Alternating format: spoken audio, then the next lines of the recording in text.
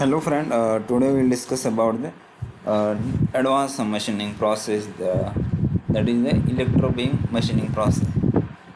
So this is the last machining process about the electrical energy, as we have discussed in laser beam, then plasma arc, that we are generating the electron or ion and in different uh, manner. So that is used to generate the high heat. So today we'll discuss about the electro beam machining process. In this machining process, as our title suggests, that electron beam and machining. So what we are doing, we are generating the electron with the help of the electrical current, and that will be directed toward the workpiece with the high velocity. So that is the beam. So this beam is used to generate the heat, and that will be used to melt the material. So electro beam machining is a thermal material removal process that utilize a focus beam of high velocity electron to perform high speed drilling and cutting. So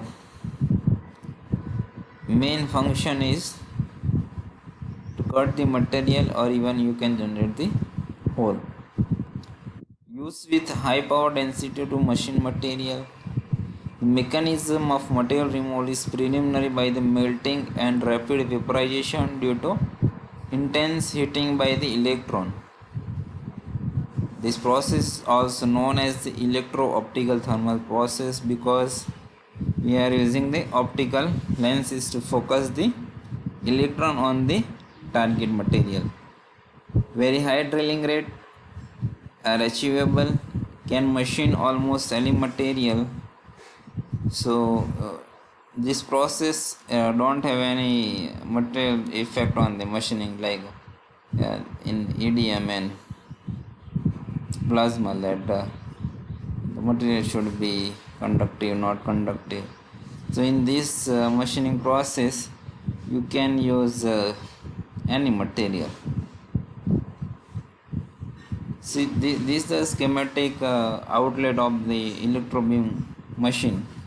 So these are the main component, like cathode cartridge. We will discuss all the component in detail. High voltage supply to cathode, bias grid, anode.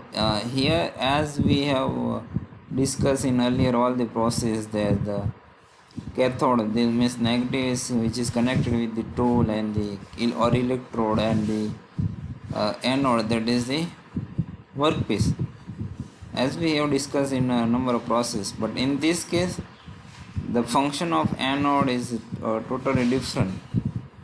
We will discuss in detail. Then diffusion pump. Here we have port for vacuum gauge, so we are maintaining the vacuum throughout the system. Aperture, illuminating system. Here we have also magnetic lens, telescope, that is used to focus the beam, electromagnetic coil. Here we have deflector and slotted disc. So these are the main component of the electro beam machine. First one is the cartridge, cathode cartridge. As you can see here, we have a cathode cartridge. This is a cup type shape, and it includes the filament basically. Why we are using filament? To generate the electron. Main function of cathode, that is we can also call as a electron gun. So it will generate the electron, and we are using the filament material, tungsten or tantalum. Why we are using this material? Because it has a high melting temperature. So here we are using the 25 degrees centigrade temperature, that is generated with the help of the voltage. So you can imagine that at such a high temperature the material should sustain, and it also produces the electron. That's why we are using the tungsten and tantalum. Thermionic emission of electron thermally induce flow of the electron from the surface. So as we know that the cathode, that is also known as the electron conductor, it will generate the electron, and we should transfer that electron in such a way that it can focus on the material workpiece, negatively bias repel the electrons. So that will be discussed. Second part is the bias grid. As you can see that when electron generated from the electron grid, that will moves toward the bias grid. Highly negative bias control the flow of electron. Bias grid, they control the flow of electrons to avoid the divergence of the electron and send them as the beam to the next step. So that is the anode. So by the function of bias grid is the electron that will travel from the electron gun to the anode, and in that we have some divergence of the electron that should be avoided by the bias grid. Now next is the anode. So anode is positively biased, as the cathode, that is electron produced, is the negative, then bias grid, then now we have anode. So anode, that is the positively biased terminal that will attract the electron. Due to the potential difference between the cathode and anode, the electrons are accelerated towards the workpiece. So here we are keeping the potential difference between the cathode and anode. So the electron should travel with the high velocity.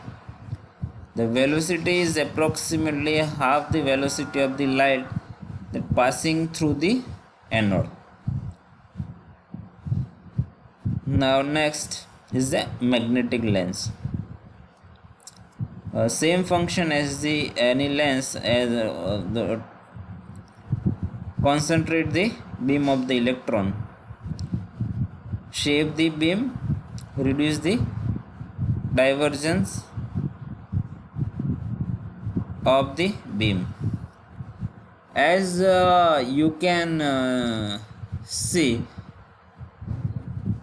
the function of lens is always to focus any energy, that if you supply the light energy on the lens, it will concentrate and it will focus on the one point, that is the target point. The same function of the magnetic lens, here we are using the electronics part to generate the magnetic field, and that will be control, actually that will be control on the one single point. Now next, that is the aperture. Capture the stray electron present near the frame, diverge low energy electron. Capture electron are then set for the obtaining the concentrated beam of the electron. So this is a good function of aperture. As we have a number of electrons, those are passing from the magnetic lens, but the condition is that the all electron should not at the same energy level. So the low energy level electron should be replaced from the beam. If we will not replace the electron from the concentration of the beam, so it will lose the energy due to the internal transfer. So the low energy electron should be removed from the beam. Now next part is the electromagnetic lens. Focuses the electron beam onto the workpiece on a particular spot. So you can see that electromagnetic coil that is used to generate the beam on the workpiece, and we can focus at the particular point on the workpiece. So due to the high amount of the energy, thermal energy, we can see, so workpiece will melt and it will evaporate and the machining action take place. Now next component is the deflector coils. So deflect the electron beam by small amount, correct the beam in case of not getting proper hole shape, improve the shape of the machine hole. Suppose you by the naked eyes observation that you are not getting the good quality of hole, so you can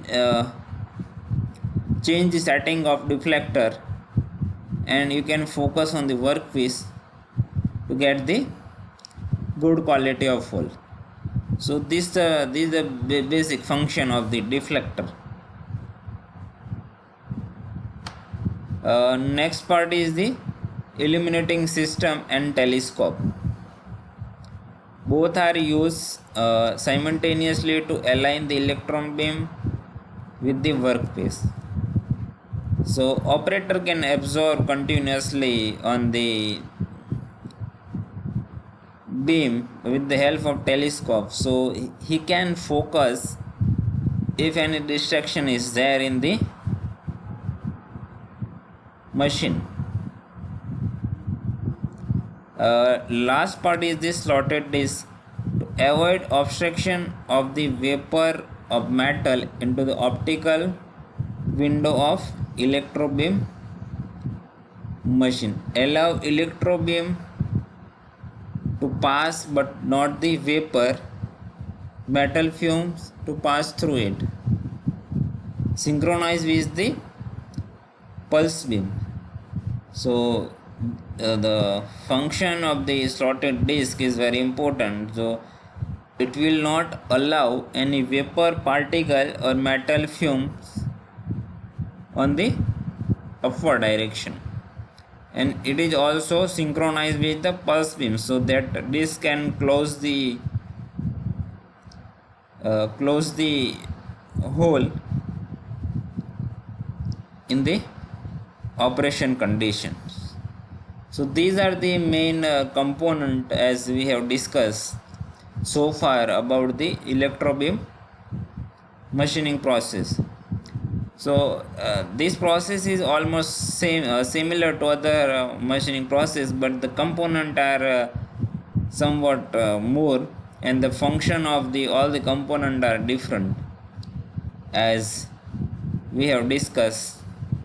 From cathode cartridge to bias grid, then electron is traveled towards the anode, then we have diffusion pump, here we have a port for the vacuum.